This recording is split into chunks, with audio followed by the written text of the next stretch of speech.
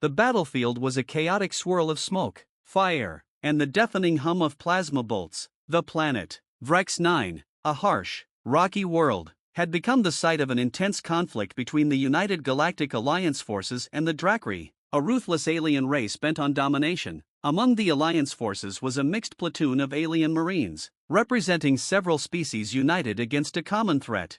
And among them, there was a single human.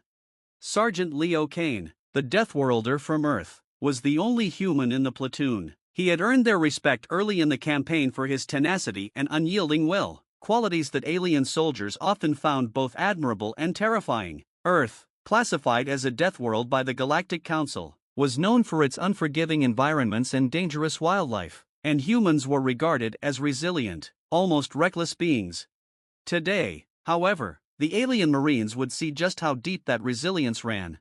The Drakri forces had pushed the platoon into a narrow ravine, trapping them between two cliffs with no easy escape. Plasma fire rained down from above, and the alien marines were pinned down behind what little cover they could find. Sergeant Kane, crouched behind a boulder, surveyed the situation with the same calm intensity that he always did.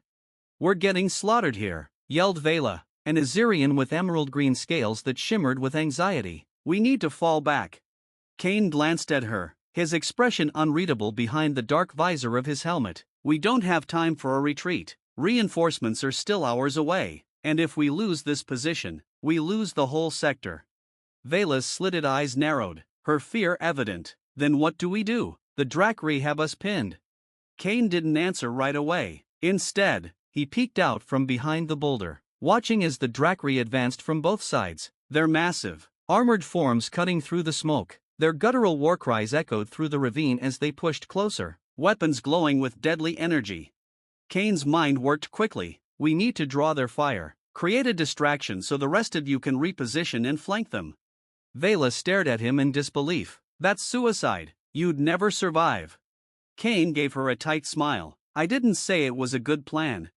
Before anyone could stop him, Kane vaulted over the boulder and sprinted into the open. The alien marines behind him shouted in protest, but he was already moving too fast. The Drakri immediately focused their fire on him, plasma bolts lighting up the air around him like fireworks. Kane ducked and weaved, his combat instincts honed by countless battles, but the odds were against him.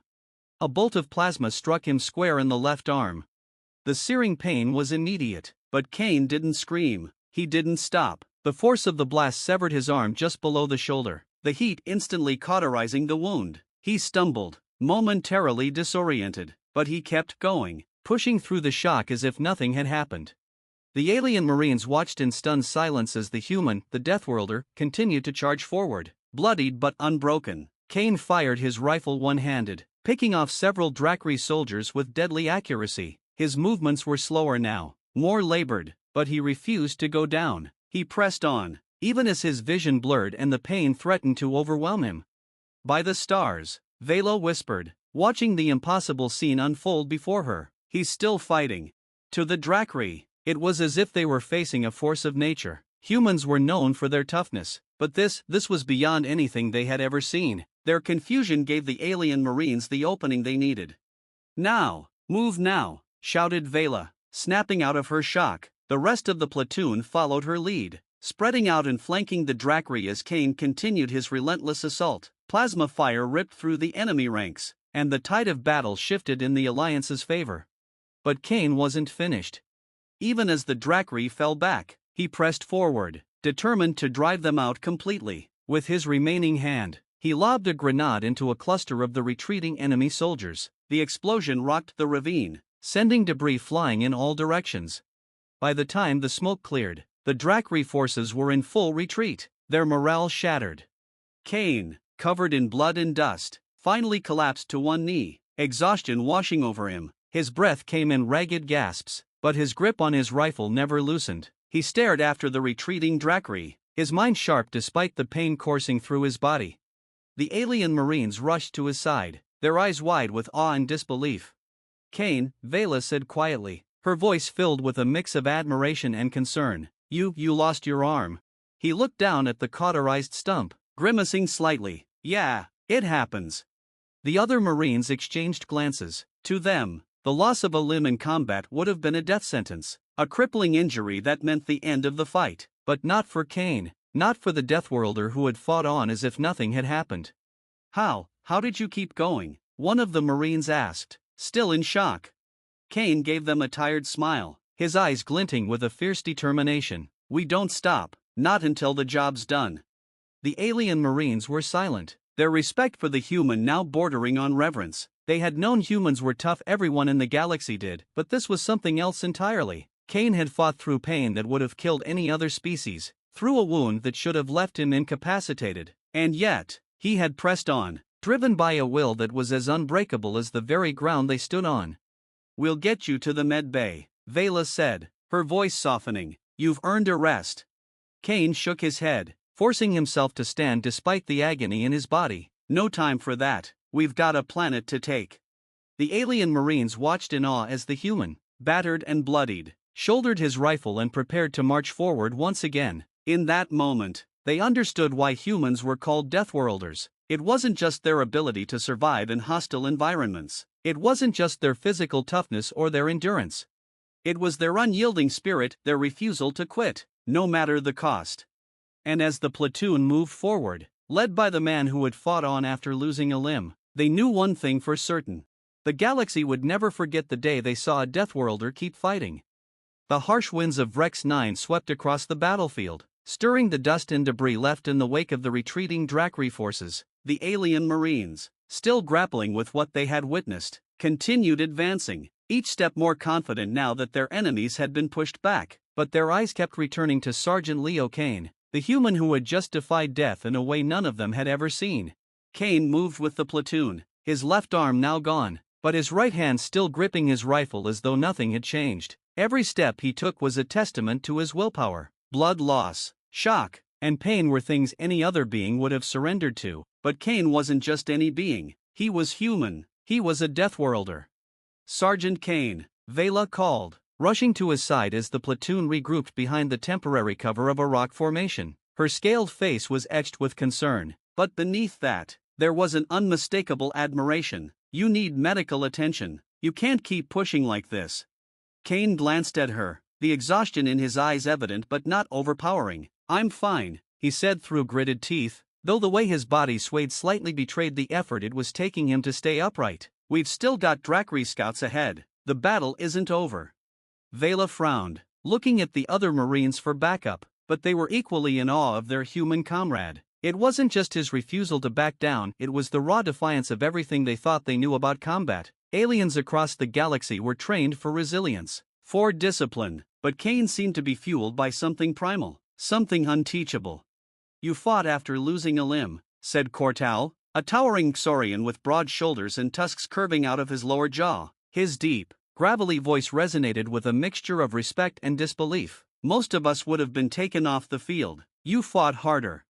Kane looked up at the Xorian, his expression unreadable. Where I come from, he began, his voice gravelly from exhaustion. You fight until you can't, and then you fight some more. I don't stop just because it hurts. The alien Marines exchanged glances. They had heard the stories about humans, about the legendary endurance, the willpower that had earned them the title of Deathworlders, but this was the first time they had seen it up close. It was no longer a tale of far-off planets or exaggerated reports from military briefings. This was real. Vela stepped forward, her tone softening. Leo, if you don't get medical attention now, the blood loss alone could kill you. Even if you can keep fighting, you won't be able to keep up at this rate. Kane's hand tightened on his rifle, but there was a flicker of hesitation in his eyes. He knew she was right. His body was beginning to betray him, the tremors, the growing dizziness. Still, the stubbornness that ran through every human bone refused to let him surrender.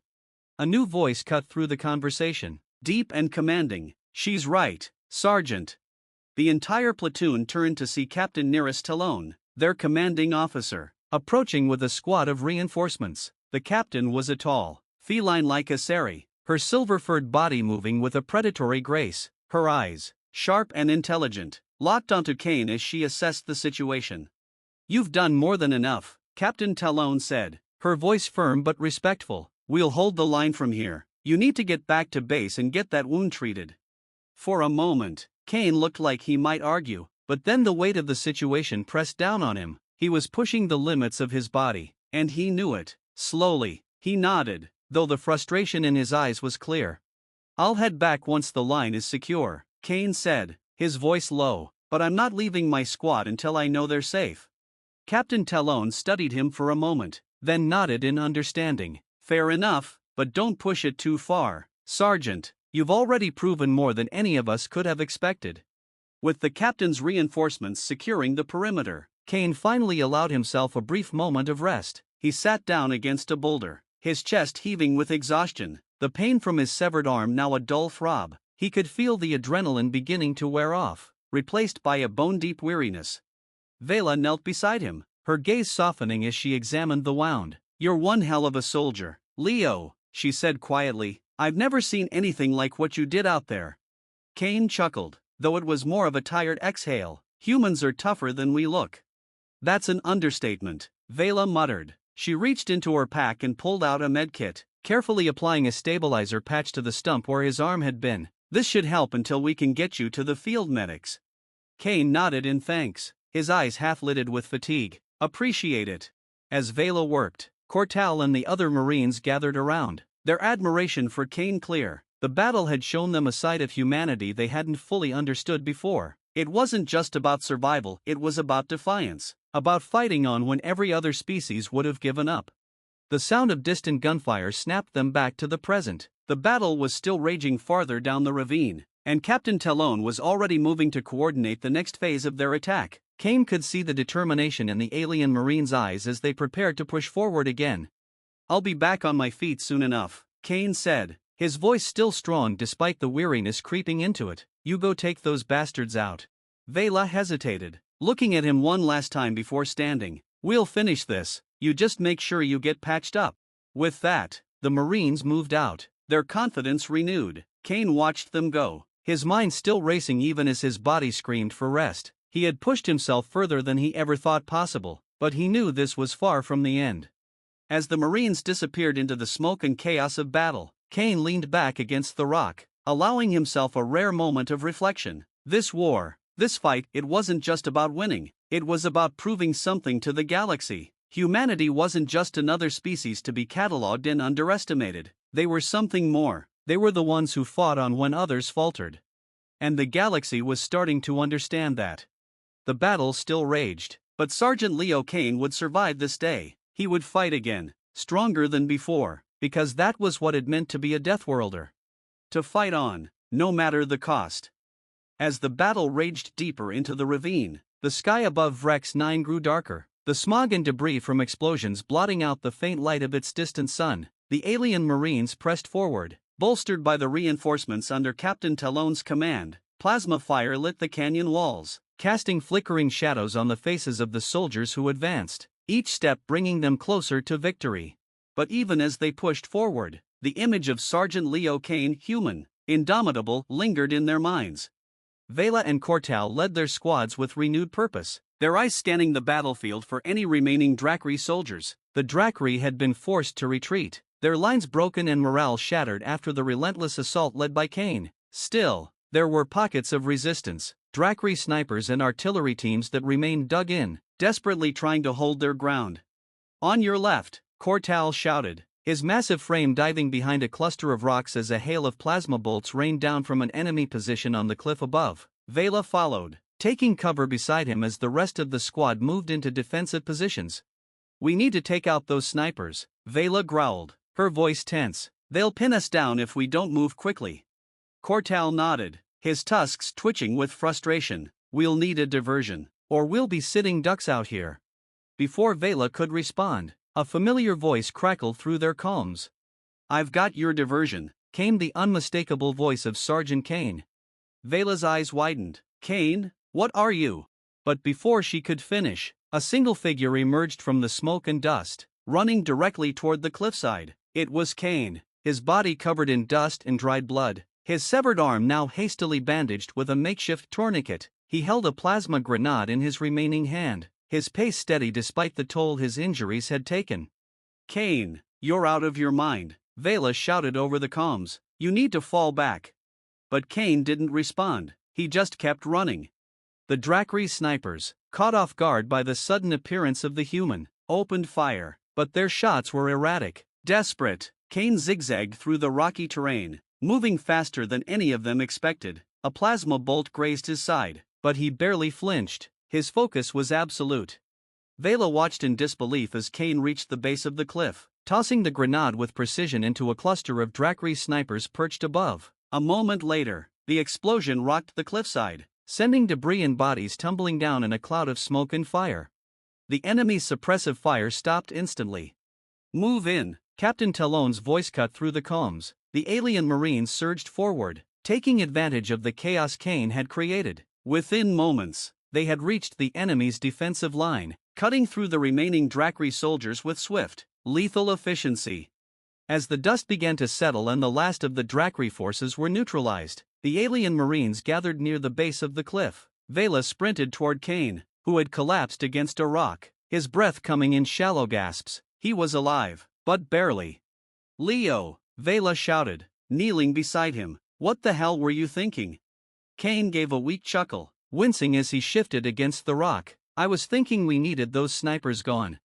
"You nearly got yourself killed," Vela snapped, though her voice was more shaken than angry. She quickly checked the bandages around his severed arm, noticing the fresh blood soaking through the fabric. "You're bleeding out." Kane's eyes, though dull from exhaustion, still sparkled with defiance. "I've bled worse." Cortal and the rest of the squad arrived moments later, their expressions ranging from shock to admiration. The Mxorian warrior shook his head in disbelief. "You really are mad, human. You've lost a limb, taken multiple hits, and you're still charging at the enemy." Kane managed a grin. "Can't let you have all the fun." Despite the situation, a few of the Marines chuckled, their tension easing just slightly. Even Captain Talon, who approached with her typical stern composure, couldn't hide the look of begrudging respect in her eyes. "You've done more than your share today, Sergeant," Talon said as she knelt beside Kane, assessing his condition. "I'll be damned if I let you throw your life away now. Medevac's en route. You're getting off this rock." Kane's face tightened with frustration, but deep down, he knew she was right. He had pushed his body to its absolute limits. The adrenaline was fading, and the pain was becoming harder to ignore. His vision swam, and for the first time since the battle began, he felt his strength waning. "Fine," Kane muttered, his voice hoarse, "but next time, I'm leading the charge." Talon raised an eyebrow, but there was a hint of a smile on her face. "Next time, we'll see if you even survive the med bay."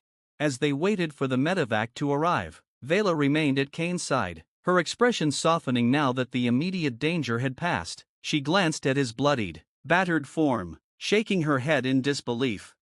"I've never seen anything like it," she said quietly, "the way you kept going, even after everything." Kane's eyes fluttered, the exhaustion threatening to pull him under, but he managed to stay awake long enough to respond. "It's what we do," he said softly. "Humans, we keep going."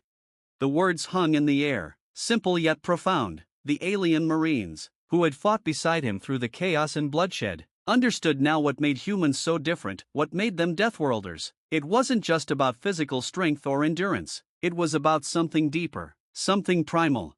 Humans didn't quit, they didn't surrender, no matter the odds. And in a galaxy filled with advanced civilizations, powerful empires, and terrifying enemies, that resilience, that refusal to give up, was perhaps the most dangerous weapon of all. The medevac arrived moments later, its engines humming as it touched down. The medics rushed to Kane's side, loading him onto the stretcher with care. As they prepared to lift off, Kane gave Vela and Cortal a final, tired smile. "Don't let the Drakri forget," he said, his voice fading but still strong. "Humans are just getting started." With that, the medevac lifted into the sky, carrying the battered Deathworlder back to safety. As the dust settled and the battlefield grew quiet, the alien Marines stood in silence, watching the ship disappear into the horizon. They had seen something today that would stay with them for the rest of their lives. And the galaxy would remember the day when a Deathworlder, a human, kept fighting, even after losing a limb. Because in the end, that was what made humans truly unstoppable. They never stopped fighting. The medevac carrying Sergeant Leo Kane disappeared into the sky, leaving behind a battlefield that had been transformed by the actions of one man. The alien Marines stood in silence, the weight of what they had just witnessed settling over them like a shroud. The Drakri forces, once feared for their relentless aggression, had been utterly routed. But the real victory wasn't just in the defeat of their enemy, it was in the reminder of what humans were capable of. Captain Talon stood at the front of the group, her eyes still fixed on the retreating shape of the medevac. Around her, the Marines were regrouping, tending to the wounded, and securing the area. The battle was over, but the impact of what had happened here would ripple far beyond the confines of Vrex 9. That human, Cortal muttered, his deep voice filled with a mix of disbelief and admiration. I've fought in more battles than I can count, but I've never seen anything like that. To lose a limb and keep charging, what kind of species does that? Vela, still kneeling by the rock where Kane had collapsed, wiped a streak of blood from her cheek. Her emerald scales reflected the faint light of the setting sun as she glanced at Cortal, then back at the battlefield. Deathworlders, she whispered, almost to herself. They fight as if the universe itself can't break them. Captain Talon finally turned to address the squad. We've seen something today that will spread through the ranks of every army, every empire, she said, her voice calm but resolute. What Sergeant Kane did here isn't just an act of bravery, it's a message. Humans don't quit, even when the battle is lost. Even when they should be down, they keep going. The Marines nodded in agreement. They had fought alongside countless species, each with their strengths and tactics, but humans were different. Kane's actions weren't just about physical endurance, they spoke of a spirit that refused to bend. A will forged in the crucible of a world that had shaped them into something the galaxy could never have predicted. What do we tell the others? One of the younger Marines asked, his voice tinged with awe. Captain Talon smiled faintly. We tell them the truth, that humans, Deathworlders, aren't to be underestimated. They're not just survivors, they're warriors who can fight through anything, and the galaxy had better be ready for that. Hours later, in the med bay aboard the Perseverance, Kane lay on a recovery bed, his body wrapped in bandages and hooked up to various monitors. The hum of the ship's medical equipment filled the air, and the soft glow of the lights cast a calm, sterile ambience over the room. Kane was drifting in and out of consciousness, the exhaustion from the battle pulling him into a deep, restless sleep. But even as he rested, his mind replayed the events of the day, the loss of his arm, the charge through enemy fire, and the determination that had kept him moving when his body had begged him to stop. A sharp voice cut through his hazy thoughts. You've made quite an impression. Kane's eyes blinked open, and he turned his head to see Captain Talon standing at the foot of his bed, arms crossed. Her sharp feline features were softened slightly, her usual stern demeanor replaced with a look of quiet respect. Captain, Kane croaked, his voice raspy from both the strain of battle and the sedatives. You've got the whole fleet talking, Talon said, stepping closer. What you did out there, no one's going to forget it anytime soon, and neither will the Drakri. Kane managed a weak grin, though it was clear the effort cost him. Just doing my job, Captain. Talon shook her head. That's not just a job, Kane. You went above and beyond what any of us could have expected. You kept fighting, even when most would have fallen. You showed every Marine out there what it means to be human. There was a long pause, and Kane's grin faded as he stared up at the ceiling, his mind heavy with the weight of her words. I just couldn't let them down, he murmured. I couldn't let them die. Talon nodded slowly. That's why you're different. Why humans are different. That refusal to give up, it's not something that can be trained. It's something deeper. Kane closed his eyes for a moment, letting the captain's words sink in. He had always known humans were tough, that Earth, with all its harsh environments and brutal history, had shaped them into survivors. But today, even he had pushed himself beyond what he thought was possible. As Talon turned to leave, she paused at the door, glancing back one last time. Get some rest, Sergeant. You've earned it, and when you're ready, there'll be more fights to win. Kane chuckled softly, though it came out as more of a pained cough. Always another fight.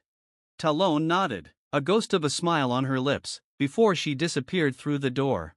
Word of the battle on Vrex 9 spread through the Galactic Alliance like wildfire. Tales of the human who had fought on after losing a limb became legend, passed from one soldier to the next. It wasn't long before the name Leo Kane became known not just within the ranks of the Alliance, but among its enemies as well. The Drakri, who had once feared little, began to hesitate when they learned they were facing humans, and in the dark corners of the galaxy, where warlords and tyrants plotted their conquests, there was a growing sense of dread, a realization that humanity, a species once dismissed as fragile, was far more dangerous than they had ever imagined. On ships and stations, In briefing rooms and war councils, one phrase echoed louder and louder: never underestimate a Deathworlder. And the galaxy began to understand that when humans were pushed to their limits, they became something unstoppable, something primal, something that could never be defeated. Because even when the battle seemed lost, when their bodies were broken and bloodied, humans would rise again, they would keep fighting, and nothing, not even the vastness of space, not even the deadliest enemy, could take that away from them. Sergeant Leo Kane had shown the galaxy what it truly meant to be a Deathworlder. And the galaxy would never forget it.